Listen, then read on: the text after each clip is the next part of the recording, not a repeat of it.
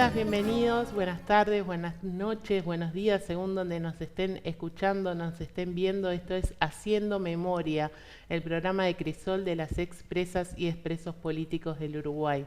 Estamos terminando mayo, el mes de la memoria, un mes intenso que tuvimos en Crisol. La verdad que tuvimos el 27 la puesta del baldosón en Rosario en homenaje a Rutilio Bentancor, con una lluvia y un viento, pero la gente estuvo ahí y bueno, y pila de actividades que hemos ido haciendo en el correr del mes de mayo. Y bueno, estamos llegando al final con este programa. Nos pueden ver en el canal de YouTube buscándonos como Asociación Crisol, @Asociación Crisol, o ponen Crisol que enseguida les sale, o Haciendo Memoria les sale el programa y los programas anteriores para que puedan visualizarlos. Hacen clic en la campanita y se están uniendo a nuestra comunidad, nos ponen un dedito para arriba y sabemos que están ahí apoyándonos. Y por supuesto pueden comentar todas las veces que quieran qué les parece el programa, qué podríamos cambiar y todo lo que les vaya pareciendo. Nos escuchan y nos ven también por apu.uy, la Asociación de la Prensa Uruguaya, la plataforma de la Asociación de la Prensa Uruguaya, apu.uy. Nos encuentran en esa plataforma también. Nos escuchan y nos ven en frecuencia 808 de Salinas, los viernes a las 23 y los domingos a las 10 de la mañana. Por Radio La Zurda, tu radio compañera, los viernes a las 15 y 23 horas y los domingos a las 15 horas. Por la red de radios comunitarias del Uruguay, también por emisoras de radio y televisión de la red uruguaya de medios alternativos. Por Radio Flor de Maroña, les mandamos un saludo los viernes al mediodía y los miércoles a las 23 horas. Y por Palmira FM 89.1 los martes 17 horas y domingos 10 de la mañana, que fueron los últimos amigos en sumarse. También les mandamos un saludo especial para Nueva Palmira.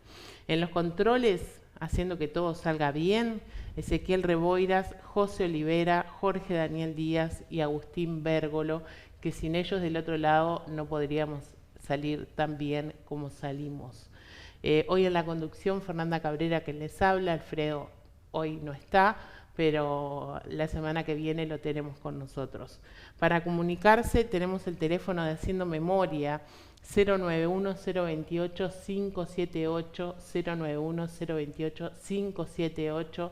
Nos pueden mandar cosas que quieran que comuniquemos, que difundamos, que estemos al tanto, ideas de programa, a quién quieren que invitemos, todo lo que quieran. 091-028-578 o crisol2003@gmail.com. La sede social de Crisol se encuentra en Joaquín Requena 1533, esquina Bransen, a 20 metros de 18 de julio. La van a encontrar ahí bien iluminada y con el cartel visible. En horario de oficina estamos siempre por ahí. Con los convenios para quienes son socios de Crisol son con SWAT, Cooperativa Caminos, Previsión, Procardias, Tu Cine, la Asociación Cristiana de Jóvenes y el Residencial Buenos Tiempos.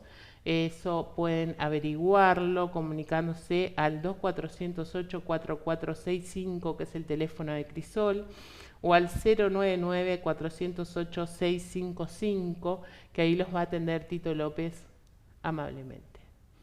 Y hoy estamos con una invitada muy especial, pero antes quiero leerles un aviso que nos mandaron, que no quiero dejarlo pasar. Sábado 31 de mayo a las 11 horas te invitamos a recorrer juntos y juntas el Circuito de la Memoria del Municipio C. Es un recorrido histórico guiado. El punto de partida es Colombia, entre Avenida Graciada y Francisco de Paula Martí. Es un recorrido en ómnibus, tiene capacidad limitada, pero pueden anotarse y van a hacer un lindo paseo por el Circuito de la Memoria. Sin más, quiero invitar a Andrea Tuana, que está con nosotros, trabajadora social, investigadora, docente, feminista, directora de la ONG El Paso, referente en derechos humanos. Andrea, te quiero agradecer por estar acá. ¿Cómo te va? Muy bien, un placer de estar acá con ustedes. Gracias por la invitación. Tenemos un montón de cosas para hablar, variaditas. pero primero que quiero empezar, ¿qué es la organización gubernamental El Paso? ¿Qué es la ONG El Paso?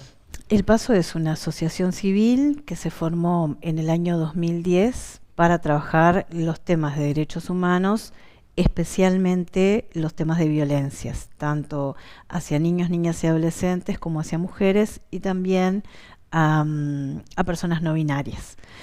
Lo cierto es que, bueno, nos fuimos enfocando más en servicios de atención, en brindar servicios de atención para niños y niñas que sufren violencia. Ellos llegan a nuestros equipos y lo que ahí intentamos es trabajar la protección y trabajar también la reparación de daño. Y tenemos otros equipos que trabajamos con mujeres. Durante 12 años tuvimos el servicio de atención para mujeres víctimas de trata. Y hicimos un trabajo muy interesante en todo el país, hasta que, bueno, la administración anterior cerró el convenio. Y después tenemos proyectos distintos, ¿no? O sea, la organización está formada por varios profesionales, psicólogos, trabajadores sociales, abogados, que hacemos distintas cosas. Están todo lo que son los servicios de atención, pero también hay una línea de trabajo en capacitación, en investigaciones, elaboración de publicaciones y toda el área de incidencia política, que un poco lo que ahí tratamos es de hacer aportes y de tener diálogos con el gobierno, con las instituciones. También intentamos tender redes y trabajar con otras organizaciones de la sociedad civil en Uruguay, pero también en la región. Bueno, llevando los temas, llevando los problemas, denunciando las malas prácticas y también colaborando, ¿no? con los avances, con las necesidades. Así que, bueno, es una organización medianamente grande. Hoy somos unas 120 personas. Un montón. Un montón. Empezamos siendo poquitos y además, en realidad, quienes conformamos los primeros años del Paso, veníamos de otro proyecto llamado El Faro, un proyecto de atención a niños y niñas de una organización que, bueno, hoy ya no está, que es el Foro Juvenil, pero que tuvo una trayectoria muy importante. Y entonces, bueno, habíamos sido compañeros durante muchos años. El Faro se fundó en el año 1997, entonces desde ahí hay un grupo que veníamos trabajando juntos, que decidimos fundar El Paso y que, bueno, algunos seguimos estando allí. Es un lugar, nosotros decimos que es un lugar en donde trabajamos, pero también es un lugar de militancia, es un lugar en el que soñamos con un mundo mejor, soñamos con poder colaborar en la transformación, así que, bueno, es un espacio muy lindo. ¿Desde cuándo tenés la responsabilidad de la dirección del Paso? Bueno, el Paso se creó en el 2010 y yo en el 2012 ya empecé a formar parte del equipo de dirección, que somos 2 personas. Mi compañera Cristina Prego, que es trabajadora social y socióloga, y yo. Y tenemos una mesa de coordinadores que también, junto con ellos, tomamos las grandes decisiones, digamos, de lo que la asamblea de socios nos va marcando. Está bien, menuda tarea es esa. Vamos a hablar un poco de violencia sexual, de violencia de género, y no podemos pasar por alto la ley 19.580. Esta ley que tanto costó y que sigue costando, porque ¿en qué está el financiamiento de esta ley? Bueno, el financiamiento de la ley no está, nunca estuvo. Sí es cierto que hubieron algunos financiamientos parciales, algunas acciones que, bueno, que evidentemente están comprendidas en la ley, porque la ley nosotros siempre decimos, es un mapa de ruta de lo que se necesita para poder abordar un tema tan complejo y de tanta magnitud como es la violencia hacia las mujeres. Esa ley le plantea distintas acciones y líneas de acción a cada uno de los sectores. Hay algunas acciones que ya se venían haciendo y que la ley las contempla y lo que plantea es ampliarlas, fortalecerlas, profundizarlas, y hay otras que no, que hay que hacer de cero. Nosotros venimos ya diciendo hace mucho tiempo que no está habiendo financiamiento para esa ley, que bueno, que algunas acciones de las que los distintos ministerios están desarrollando pueden estar contempladas ahí, pero que el grueso del financiamiento no está. Una de las innovaciones que plantea esta ley es el rediseño de la respuesta judicial, que es una respuesta que en este momento es muy dispar. O sea, dependiendo de el juez que te toque, el abogado defensor que te toque, el lugar donde estés, vas a poder tener más o menos acceso a un informe técnico en tiempo y forma, porque una cosa es un informe técnico o una pericia realizada en el momento que te están pasando las situaciones y otra es realizada 1 o 2 años después, ¿no? Entonces, por eso te decía, dependiendo de donde vos te toque, quizás encuentres una respuesta que sea adecuada, que te proteja, que logre las pruebas, incluso para después pasar a la justicia penal, pero te puede pasar también todo lo contrario.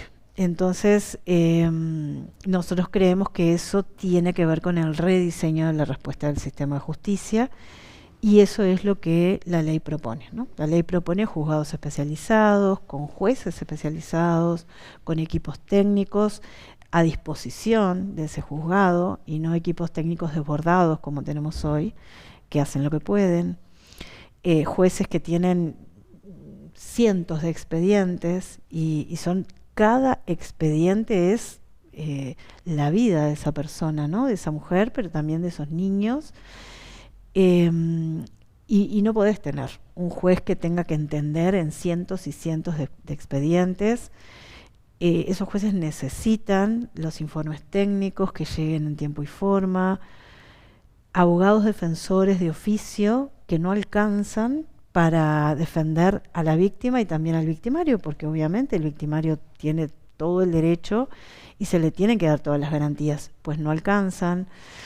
Abogados defensores que conocen a sus víctimas, a las víctimas, a las denunciantes, 5 minutos antes de entrar a la audiencia. Entonces, ¿cómo podés vos armar una estrategia conversando con la denunciante 5 minutos antes? Entonces, así podría nombrarte muchísimos problemas que tienen que ver con, bueno, la necesidad de cambiar, ¿no? Y la ley lo propone, pero para eso se necesita rediseño, reestructura, pero también se necesitan fondos, porque sabemos que hay muchos territorios que no tienen los abogados suficientes, los peritos suficientes, pero además la capacitación es muy importante.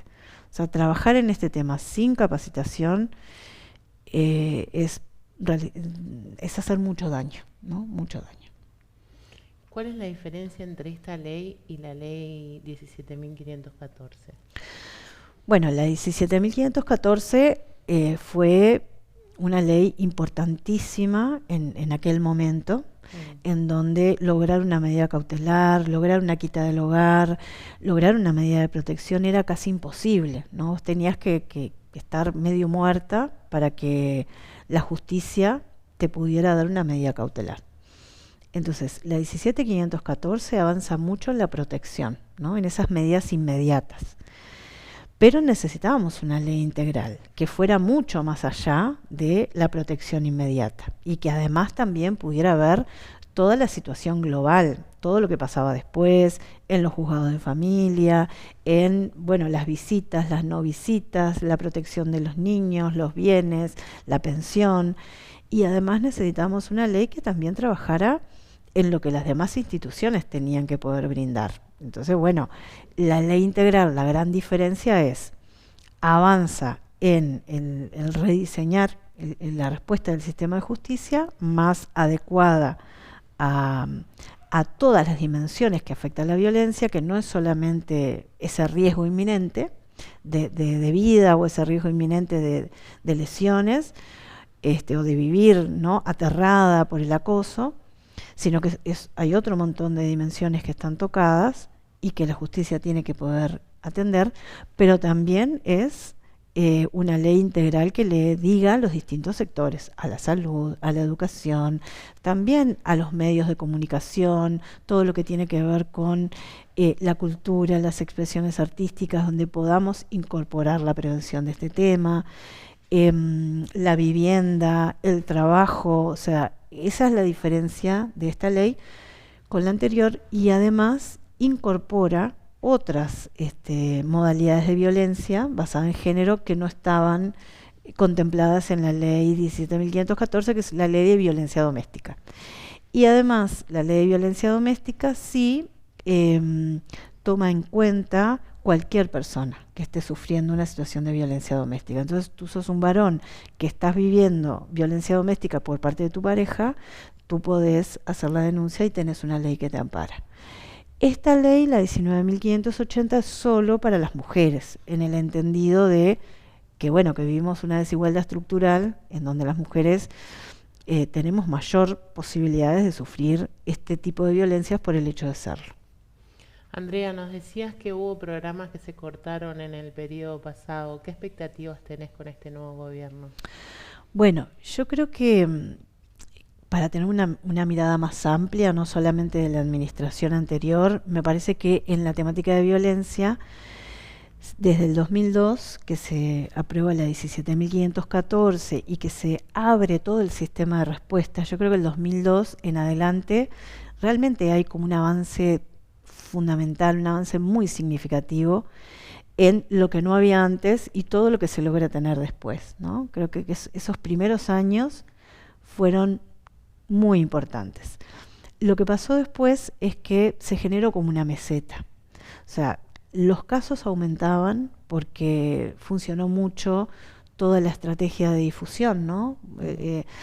Tú no tenés por qué vivir estas situaciones, hay salidas, esto es un tema de derechos humanos, denunciá, acércate a la comuna, acércate al servicio de mujeres, en las distintas instituciones, las instituciones que fueron capacitadas para detectar, para ver, ¿no?, lo que le pasaba a un niño y que esa conducta de ese niño quizás refiriera a una situación de violencia. Entonces los casos se empiezan a destapar, se empiezan a llegar a los servicios y claro, el sistema de respuesta estaba preparado para unas 7.000 denuncias como habían en el 2002. Hoy tenemos 40.000.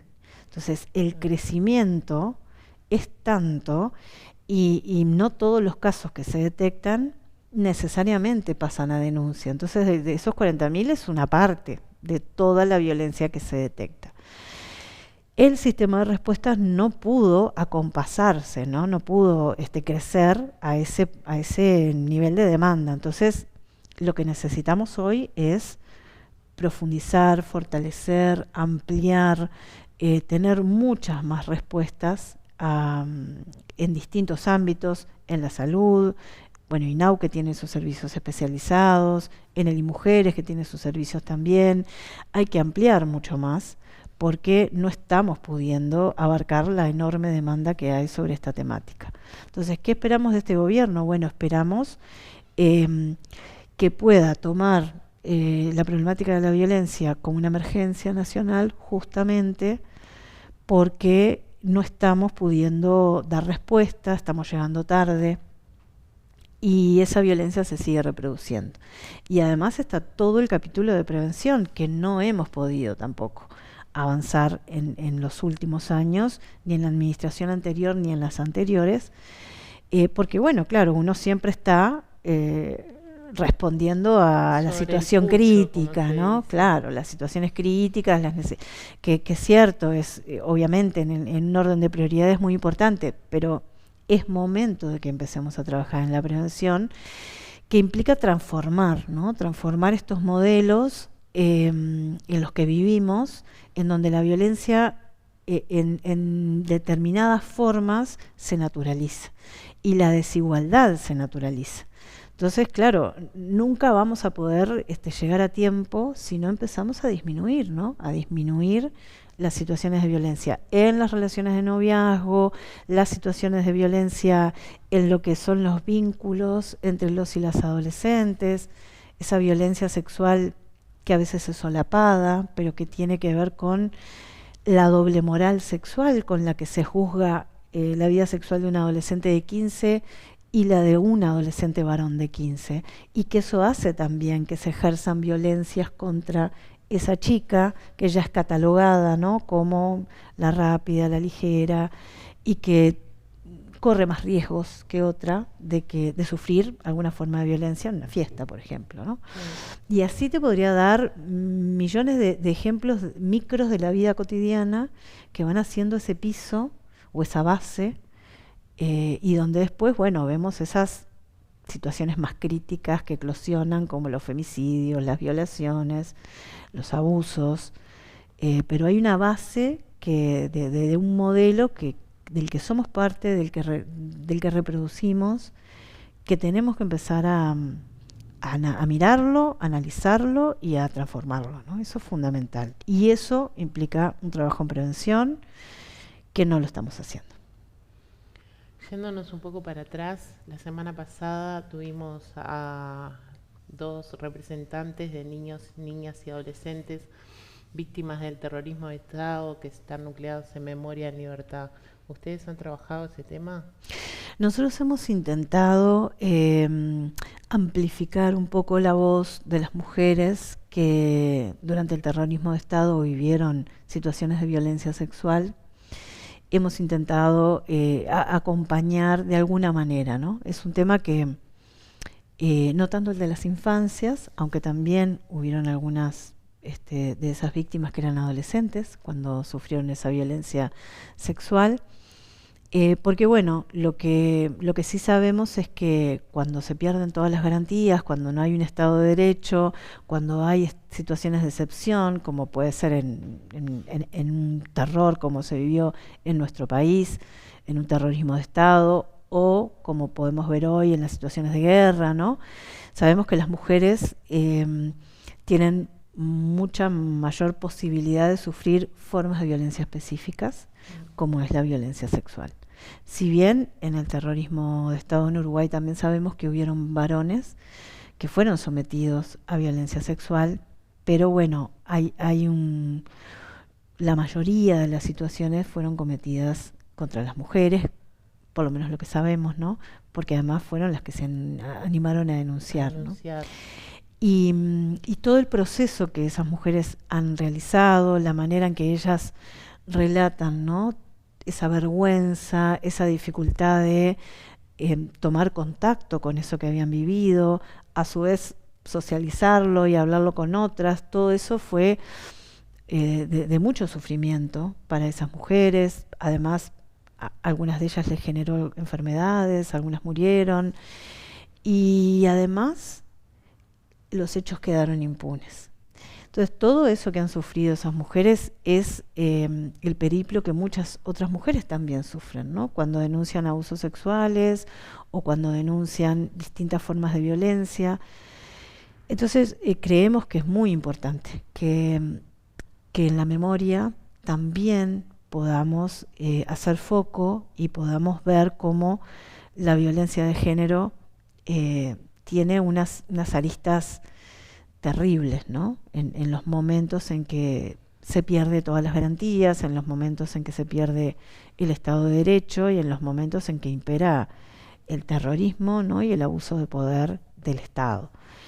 Así que bueno, hemos intentado de una forma u otra tener ese tema siempre presente y trabajar y capacitar en eso, ¿no? Porque, como te decía, así como en el terrorismo de Estado, hoy hay otras situaciones en que las mujeres también pueden estar enfrentadas a estas situaciones.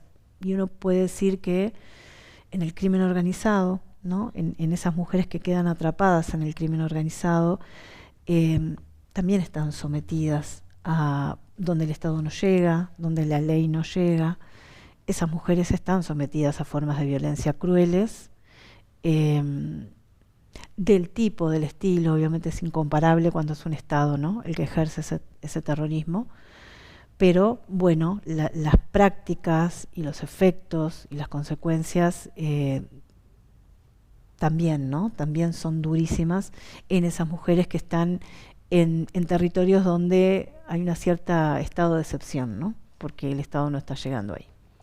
Me voy a meter con una palabra que no sé si me va a salir, pero cuando hablamos de esto, hablamos de imprescriptibilidad de los delitos sexuales. Ustedes están trabajando en eso, están trabajando para que esto suceda. Sí, eso es fundamental, ¿no? Porque es bien importante poder entender qué le pasa a una persona que pasa por una situación de abuso sexual y sobre todo en la infancia, ¿no? En la infancia y adolescencia. Como la sexualidad en nuestro país sigue siendo un tema tabú, la educación sexual no ha logrado incorporar todas las dimensiones que debería incorporar. Entonces, en general, no logramos que nuestros niños y niñas aprendan en la escuela qué es un contacto inadecuado, qué es una situación de abuso, cuándo esas caricias o esa demostración o esa expresión no es una expresión normal, sino que es una expresión abusiva. Muchos niños y niñas crecen sin poder identificar lo que les está pasando y además justamente en ese silencio por el tabú. Entonces cuando los niños no tienen la posibilidad de que estos temas se pongan sobre la mesa, van a tener vergüenza, van a tener confusión, van a caer mucho más fácilmente en las estrategias de esos abusadores que les dicen que esto es normal, que todos los padres lo hacen, que yo te quiero, de que esto es un juego especial entre nosotros, que no cuentes nada porque los demás no van a entender. Y cuando empiezan a cuestionar ese tipo de cosas, tampoco encuentran afuera que se hable de estos temas. Entonces luchan ellos solos para poder salir de esa situación, pero ahí vienen las amenazas, ¿no? Entonces los chiquillos quedan sumamente atrapados en esa dinámica del silencio, en esa dinámica de la vergüenza y del miedo. Cuando logran salir de esa situación, cuando crecen o cuando algo pasa que logran salir de esa situación, cargan muy solos, ¿no? Con esa vergüenza, con esa culpa, con esa sensación de que yo tendría que haber hecho otra cosa para poder zafar de esta situación, con esa idea de que si yo cuento esto, porque capaz que la persona sigue, si no hubo una detección, si no hubo una intervención de la justicia, capaz que esa persona sigue, ¿no? Sigue en la vuelta, a veces es un tío, ¿no?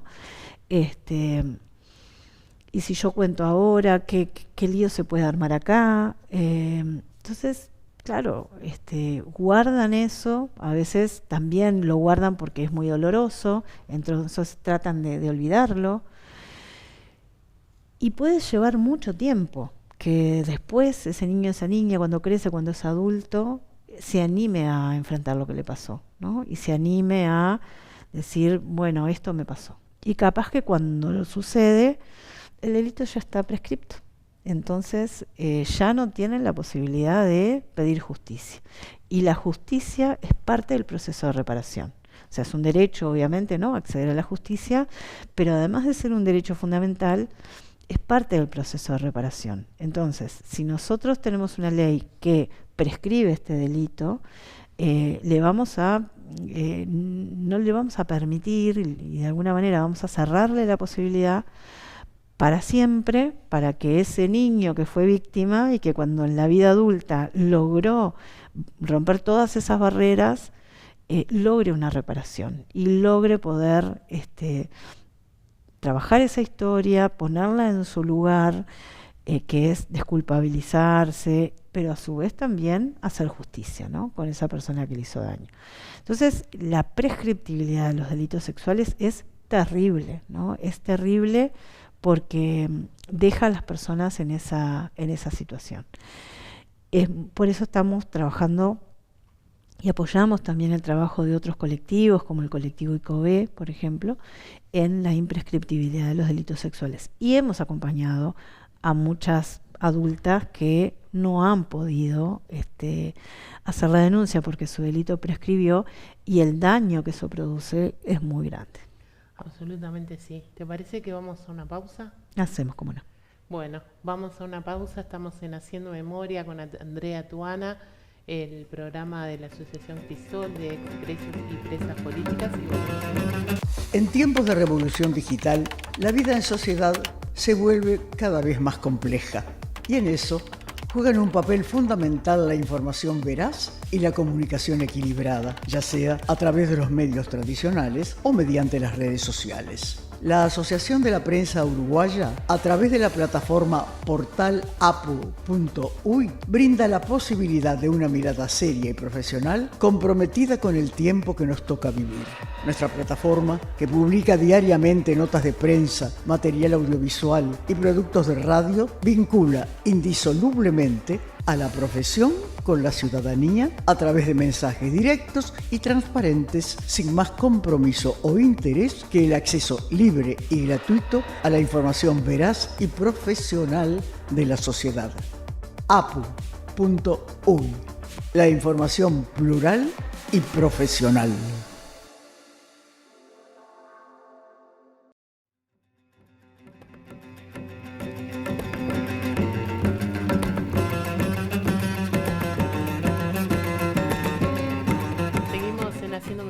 Seguimos con Andrea Tuana. Y Andrea, te quería preguntar, tantos años en El Paso, tantos años trabajando en esto, ¿cuál es el caso que te caló hondo, que decís, que te marcó? Bueno, hay muchos, pero podría nombrarte dos. Uno, es el caso de María no se va, que lo voy a contar porque capaz que hay mucha gente que no lo sabe.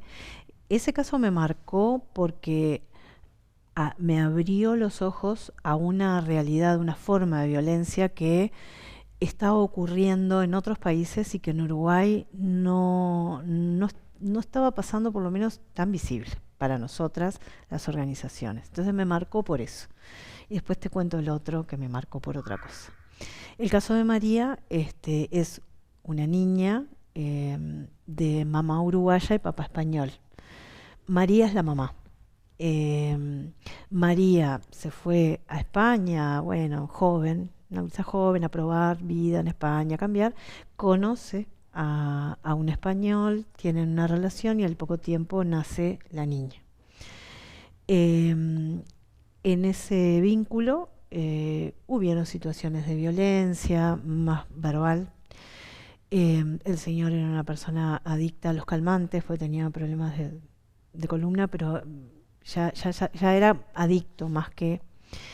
Y había tenido muchas actitudes de negligencia con la niña, pero bueno, el tiempo fue pasando, ella venía todos los años, y cuando viene a Uruguay en una de las venidas, ellos habían decidido separarse, porque ya la pareja no estaba funcionando bien, la niña tenía casi 4. Y ella en ese dice, bueno, me vengo y vemos qué hacemos. Vemos si me quedo en Uruguay con la niña o volvemos. Bueno, estaban como en esa situación de que no sabían muy bien qué iba a pasar. Él autoriza, él está de acuerdo que ella se venga. Importante también este pequeño detalle, contar que la niña antes de venirse había tenido un sangrado rectal que le habían dicho que era por constipación. Viste que los niños a veces cuando... Pero bueno, eso quedó ahí. En el avión la niña le cuenta a la mamá, hace un dibujo de un oso con un pene muy grande. No le cuenta, hace ese dibujo, a la cual la madre le llama la atención. Y después cuando llegan y están con toda la familia, que tienen primos, tíos, abuelos, una familia muy grande, la niña empieza a tener expresiones sexualizadas que a toda la familia le llaman la atención. Entonces le dicen, mirá, María, esto no es normal, algo le está pasando a esta niña. Y María, como que entre lo del dibujo y estas cosas, vamos a llevarla a una psicóloga porque algo está pasando. Y bueno, ahí la llevan a una psicóloga acá, en Uruguay, y la psicóloga hace un informe diciendo que la niña había sido abusada sexualmente por el papá. Y claro, eso cambia toda la situación. María hace la denuncia, el papá se entera de la denuncia, ya le dice que se tiene que volver con la niña para allá y le abre el proceso de restitución internacional, que es un convenio que está un poco para cuidar a aquellos progenitores que secuestran a sus hijos y se los llevan. Pero claro, esa ley tiene habla de que pueden haber excepciones, ¿no? O sea, esa ley lo que dice es que el niño rápidamente tiene que volver a su país, a su centro de vida.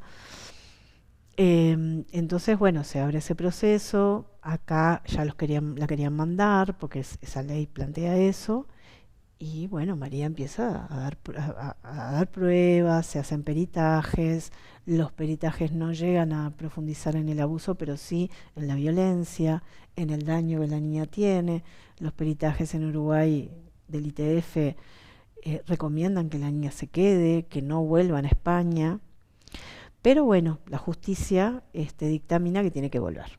Y ahí hicimos una gran campaña que se llamó María no se va, en donde intentamos buscar por todos lados, en Uruguay, pero también en la región, en el Comité de los Derechos del Niño. O sea, hicimos una campaña en que tocamos puertas por todos lados, en que se sumaron abogados con distintas formaciones para ver si podíamos lograr que esta niña se quedara. Y no lo logramos. Y cuando la niña vuelve a España, ahí le aplican una metodología que utilizan en España, que es lamentable, que es la idea de que la mamá inventó todo esto y le metió todo esto en la cabeza a la niña, entonces hay que revincular a la niña con el papá. Intentan la revinculación y como la niña se niega, la jueza termina sacándole la niña a María y entregándosela al papá. Una salvajada que yo en aquel momento pensé que se hacía en España nada más. Esa salvajada, esa violencia institucional que hace revinculaciones forzadas, que hace estos arrancamientos, que pone en tela de juicio los relatos de la niña, los indicadores. Lamentablemente empezamos a ver que en Uruguay también se empieza a aplicar. Entonces, ese caso para mí me abrió los ojos a una forma de intervención y a una forma de violencia que no estábamos visualizando. Hoy te diría que, lamentablemente, en Uruguay hay algunos jueces que están aplicando esa metodología, que no tiene ningún sustento científico. Están hablando de alienación parental, de síndrome de alienación parental, están hablando de obstrucción del vínculo, de interferencia materna, y eso hace que terminen sacando niños y entregándolos a los agresores. Es algo que en Uruguay era impensado. Era impensado. Los jueces eran muy celosos de la protección de los niños y si había alguna duda, protegían, ¿no? O sea, los jueces y juezas frente a la duda, protección. Pero en determinado momento, que del caso de María en adelante, empezamos a ver que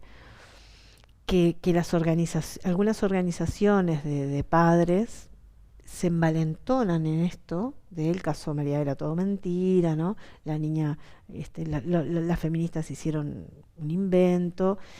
Y empiezan a militar por la ley de la corresponsabilidad en la crianza, y cuando esa ley se aprueba y se pone en vigor, fue el acabose de jueces y juezas que no importa que hubiera violencia, no importa que hubieran antecedentes de violencia, ahora es ahora, y la niña o el niño necesita a papá y a mamá, así que hay que revincular. Y tenemos revinculaciones con niños con ataques de angustia, ataques de pánico, niños que dicen no quiero, no quiero, no quiero, y jueces que insisten, insisten, insisten. O sea, unos niveles tremendos. Entonces, bueno, ese caso, digamos que me quedó por esa razón. Ahora en junio voy a hacer un viaje por trabajo a Barcelona y me voy a estar reuniendo con María y con su niña, que por suerte después de todo ese proceso horrible, ellas volvieron a estar juntas. Así que bueno, nos queda por lo menos ese bálsamo en el corazón. Y el otro caso fue un caso que no me llegó a mí directamente, sino que lo vi en la prensa y me metí. Y dije, yo tengo que hacer algo con esto porque es un horror lo que estoy viendo. Una chica que en el 2014, una chica en una ciudad de Río Negro, presa porque había matado a su hijo de 3 años, creo. Y cuando cuentan el contexto, lo que aparece es que esta chica había sido abusada sexualmente por su padre, había vivido bajo el mismo techo con su padre y su madre, siendo abusada desde chica. Después la madre se fue, ella queda viviendo con su padre, queda embarazada, tiene mellizas de 14 años, tiene mellizas, y a los 7 años las mellizas le cuentan que el padre abuelo las estaba abusando a ellas. Y ya había nacido el hijo más chico, de 3 años. Ella va al juez del pueblo, denuncia la situación, y el juez lo que hace es llamarlo a él, a que diga que lo estaban denunciando de esto, a que declare, y fija una audiencia para una semana después. O sea, no se toma ninguna medida de protección. El señor, después que lo llaman, vuelve a la casa y le increpa, y ella pierde toda esperanza. Y ahí mata a su hijo, y su idea era matarse todos, ¿no? Porque ella pierde total esperanza y lo que quiere es que esto no siga, ¿no? Ella lo toleró, pero a sus hijas no. Y bueno, mata al niño, pero no logra matar a las niñas ni logra matarse a ella, porque las niñas salen corriendo, piden ayuda, se interviene, la llevan presa, intenta matarse, la internan en el Vilar de Bo. La fiscal la estaba esperando pidiéndole 14 años de prisión por haber matado a su hijo, imagínate, era la peor. Y las niñas van a Inau. Y yo cuando me entero de eso digo, no, esto es un horror. ¿Quién está interviniendo? ¿Qué está pasando? Y bueno, y me meto a intervenir. Me empiezo a hablar con Inau, empiezo a hablar con mujeres, empiezo a hablar con el equipo del Vilar de Bo. Y con otra compañera, Soledad González, que en su momento estaba en Cotidiano Mujer, armamos una dupla porque se nos ocurrió. Y empezamos a trabajar. Y logramos hablar con su abogada defensora, armamos una estrategia. El equipo del Vilar de Bo, una maravilla, cómo se puso al hombro el caso de esta chica y cómo lograron sacarla adelante. Nos decían, ella está perfecta, es una persona, lo que pasa que hizo un brote psicótico, pero no es una asesina, no es un peligro para sus hijos, es una mujer que ha sufrido muchísimo, pero con una resiliencia increíble. Y bueno, y ella estuvo 4 años en el Vilar de Bo, donde ellos trabajaron muchísimo con ella, y nosotros trabajamos con Inau para que trajeran a sus niñas y la pudieran visitar, ¿no? Y que ese vínculo volviera. Y a los 4 años logramos que, bueno, se la declara inimputable en el momento del hecho, así que los 14 años que le pedía la fiscalía no caminan. Y a los 4 años el juez ya tenía el alta del Vilar de Bo, le da la libertad si tiene un acompañamiento, una especie de tutoras. Entonces, bueno, Soledad y yo terminamos siendo sus tutoras. Y ella salió, consiguió trabajo, se trajo a sus hijas. Hoy esas hijas ya tienen casi la mayoría de edad. Nos vemos siempre, es una madre divina, es una mujer joven, ¿no? Muy joven, que tiene una resiliencia y que ha salido adelante, que ha criado a sus hijas y que llora a ese hijo, ¿no? que está muerto y que se ha logrado recomponer. Y bueno, y nos vemos muy a menudo, conversamos. Es un caso que me conmovió mucho y creo que la diferencia tuvo que ver con equipos que se comprometieron, ¿no? Porque era un caso de esos que, bueno, ¿no? La asesina que queda ahí, enterrada, y las hijas, quién sabe por dónde. Entonces, bueno, a pesar del dramatismo del caso y lo trágico y la injusticia por la vida que ella tuvo, es un caso que tuvo una buena salida. Sí, bueno. Está bien. Hablando de equipos y de sistema, ¿Este sistema funciona? ¿Hay equipos suficientes para este tipo de trabajos? ¿Estaban desbordados, decías hoy más temprano? Sí, yo creo que tenemos tres grandes problemas. Uno, la formación profesional, que la UDELAR no termina de incorporar la formación específica en estos temas. Entonces, hay un llamado, se presentan profesionales, pero claro, no tienen formación en violencia. Entonces, ¿dónde encontrás vos profesionales con formación en violencia? Y bueno, son profesionales que por su propia cuenta y haciendo su propia inversión se forman, pero hay otros que ni siquiera se forman y que están trabajando. Entonces, ahí tenemos un enorme problema que es muy importante que la UDELAR forme, por lo menos médicos, psicólogos, trabajadores sociales, psiquiatras. Yo sé que Facultad de Psicología tiene su formación, pero hay que formar mucho más. Otro de los problemas que tenemos es el desborde, ¿no? Los servicios especializados que tiene INAU tienen lista de espera, ¿no? Nosotros en El Paso tenemos nuestros servicios con lista de espera y es inconcebible que un niño que ha sufrido una situación de violencia esté en una lista de espera. O sea, no es aceptable. Pero si no abrimos más servicios, si no tenemos más lugares, no los puedes atender. Y el otro problema que tenemos es que es necesario incorporar nuevas dimensiones a los servicios de atención. Hoy ya nos estábamos encontrando hace tiempo que la violencia no es el problema central de ese niño. Es un grave problema, pero tiene otros. Que no come todos los días, que vive en un barrio donde hay tiroteos, la inseguridad, que la madre está ella misma en una situación de violencia. Y si le sumamos ahora la violencia del crimen organizado, es como el dispositivo te queda muy chiquito para todo lo que le está pasando a ese niño. Entonces, bueno, necesitamos rever la respuesta que le estamos dando y necesitamos ampliar mucho más lo que le estamos ofreciendo. Tal cual. Hoy pasábamos por un tema que me gustaría interiorizarme más, que es el tema de la trata de personas. Uh-huh. También es algo que pensamos que pasa en otros países. Hay gente que piensa que en Uruguay no sucede, pero lo tenemos mucho más cerca de lo que pensamos. Sí, sí.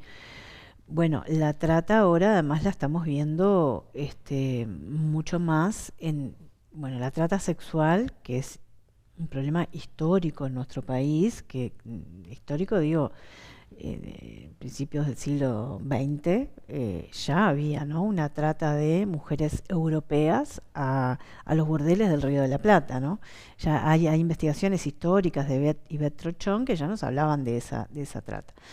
Después tenemos en los años 90 la investigación de María Urruzola, que dejó al descubierto una ruta de trata Montevideo-Milán que sigue estando.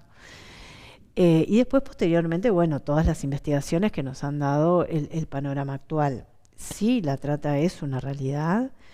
En general, la captación es a mujeres que están en el trabajo sexual o en el ejercicio de la prostitución, donde lo que se les dice es, bueno, venite que vas a ganar más plata. O sea, ahí hay un engaño en las condiciones, porque después cuando van, las explotan, ¿no?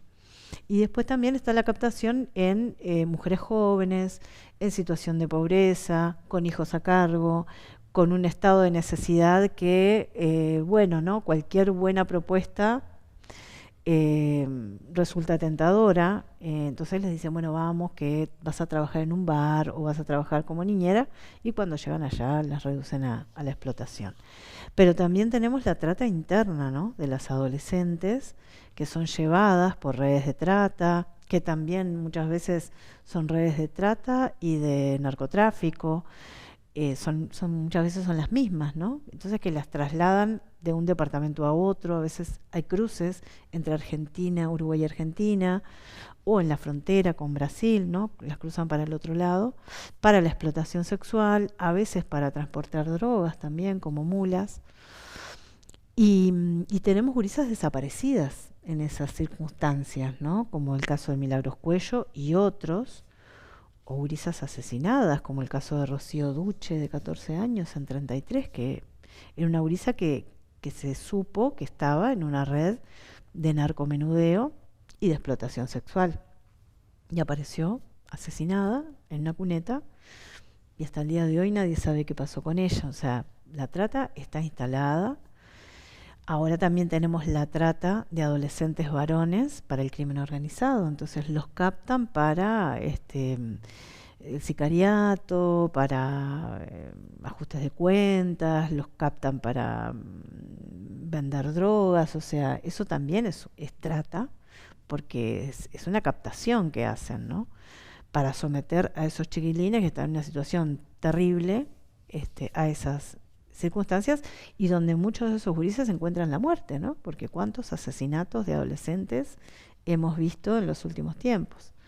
Entonces sí, la trata es un gran problema, la trata internacional, pero también la trata interna. Y bueno, y hay que seguir trabajando, ¿no? Fuertemente. Y después también tenemos la trata de ciudadanas extranjeras. Entonces tenemos dominicanas, cubanas, mujeres que son traídas a Uruguay también con la promesa de el buen trabajo, la posibilidad de sostener a la familia de allá con el trabajo de acá, y que acá son sometidas a la explotación. Quizás no es esa trata de las películas donde están encadenadas, no es esa trata, ¿no? Los mecanismos de control son otros. Son más coercitivos, bueno, ya estás acá, te pagamos el pasaje, tenés deuda, sabemos dónde viven tus hijos. O sea, esos son los mecanismos de control de hoy, ¿no? Que ejercen las redes y que son muy efectivos, porque las mujeres quedan atrapadas en esos circuitos. Y la trata laboral, que está es un poco más difícil de visualizar, pero han habido algunas noticias de prensa, de situaciones, de barcos, en algunas chacras. O sea, la trata laboral también está presente en Uruguay. Andrea, ¿te quedó algo por decirnos? ¿Qué quieras decir? Sí, yo lo que quisiera es me parece que es necesario que como sociedad podamos, no sé si ser más conscientes, exigir, pedir. Yo creo que el tema tenemos que transformar estos modelos, y en eso estamos todas las personas involucradas, ¿no? Tenemos que generar una cruzada, por decirlo de alguna manera, contra el machismo, ese machismo en el que todos y todas hemos sido educadas, hemos crecido, ese machismo que lo reproducimos todas las personas, porque es parte como del sistema operativo, ¿no? Si uno tuviera que decirlo o hacer una analogía con las computadoras, ¿no? Es como el programa que viene ya con nosotros y nosotras. Es muy difícil hacerlo en forma individual, ¿no? No es de a uno, porque vos vivís en una sociedad, salís a la calle y te estás todo el tiempo enfrentando a si reproducir el machismo o resistirlo, ¿no? Entonces me parece que es un tema que como sociedad tenemos que poder decir, acá hay que hacer un cambio. Así como en su momento, ¿no? La sociedad a veces está preocupada por las drogas o por las redes sociales, por el daño que le pueden hacer a nuestros hijos, y son temas que están en las conversaciones y que se pide, ¿no? Al gobierno y a las instituciones, a los colegios, que trabajen porque las redes sociales y porque las drogas. Hay que trabajar con esto también, o sea, las familias, los padres, las madres, los vecinos, tenemos que pedirle a los colegios, a la salud, al gobierno, que trabajemos este tema de las desigualdades, del machismo, porque nuestros hijos y nuestras hijas los están matando, los están violando, abusando. Entonces tenemos que poder poner eso sobre la mesa, y yo creo que nos falta un poco de conciencia, de darnos cuenta que el machismo quizás hoy sea esa forma de pensar, esa forma de distribuir la sociedad, es lo que nos está generando el mayor daño, más que las drogas, más que las redes sociales. Es el machismo el que nos está poniendo a las mujeres en una situación de riesgo constante, de estar sufriendo violencias permanentes, porque yo tengo una hija de 17 años que sale a la calle y todo el tiempo se está enfrentando a esas miradas, a el acoso, amigas que viven situaciones de violencia, en fin, ser mujer en este país y no sufrir alguna forma de violencia es casi imposible, de esas microviolencias. Y un modelo que críe varones para que no reproduzcan esas violencias, ¿no? Micros y macros. Entonces, bueno, nada, es como un llamado a que tenemos que poner este tema como importante para todas las personas. Bueno, te queremos agradecer tu presencia en Haciendo Memoria. La verdad que te queríamos tener hace tiempo, que te estamos invitando y no coincidíamos, pero es un placer para nosotros tenerte en el programa. Bueno, yo agradecerles a ustedes el espacio y la posibilidad de hablar y de poner estos temas sobre la mesa, que no siempre existen los espacios o a veces, bueno, se priorizan otros temas, así que bueno, agradecerte y que estoy a las órdenes. Bueno, muchísimas gracias, Andrea. Y nosotros nos vamos como nos vamos siempre, diciendo que por verdad, memoria, justicia y nunca más terrorismo de Estado, Crisol está más que nunca en lucha para que los más infelices sean los más privilegiados. Muchísimas gracias.